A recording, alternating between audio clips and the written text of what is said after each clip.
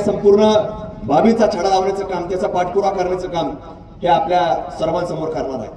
म्हणून आज हा समाज जागृत करणं, आज आपण सांगतो की आदिवासी समाज हा पठार भागामध्ये राहतो, हा वाडी वस्तीवर राहतो, हा जंगलामध्ये राहतो, पण अनेक वेगवेगळ्या प्रकारचे जनावर तिथे असतात. जसं तुम्ही सांगितलं मेघा साहेब की कुठली माशी असेल, कुठलं वाघ असेल, कुठं जातो काय सगळं माहिती असतं, आपण त्यांना छेडत नाही. तशी ही जी आहे ते कुठलाही व्यक्ती वाघ नाही,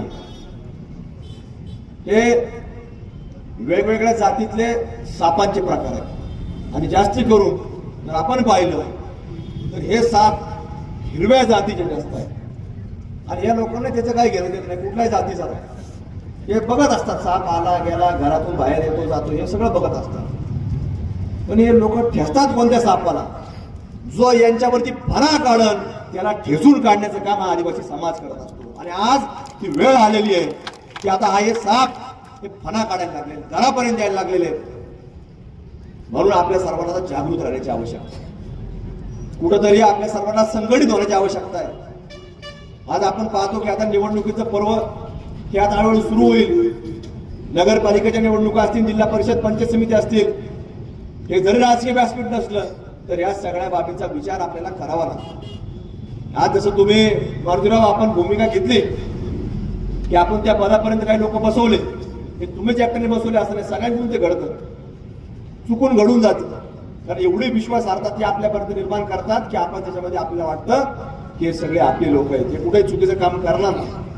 आणि एखादी अशी घटना घडते आपल्याला वाटतं चुकून घडली असं, हे एकदा नाही 10 नाही, मला वाटतं तुम्हाला सांगतो 50-100 वेळा आपल्या वाटतं चुकून घडलेलं.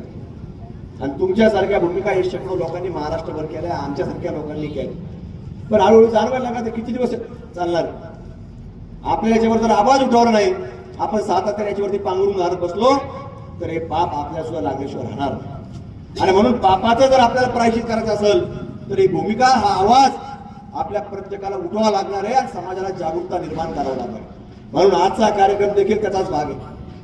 संख्या किती ती कुठे इथे हजारो आले, लाखो आले, तो भाग महत्वाचा नसतो, पण समाजामध्ये किती लोक जागृत झाले हा सर्वात महत्वाचा भाग आहे. आणि म्हणून आज एखाद्या गाव खेड्यामध्ये एखादी घटना घडती, पण तुम्ही इथे बसलेले लोक आहेत, तुमच्या माध्यमातून आज हजारो लोकांपर्यंत ती जागरूकता निर्माण होणार. काही लोक खोटं नावं सांगतात, जर तुम्ही सांगितलं की बेकरीचं नाव खोटं असतं, दुकानाचं नाव खोटं असतं, माणूस आतमध्ये मालक वेगळा, तसं नाही. हे फक्त इथपर्यंत मर्यादित नाहीये, हे तुम्हाला सांगतो. आता जशी आता या बांगलादेश मधून लोक इथपर्यंत आली, आमच्याकडे पोलीस स्टेशनला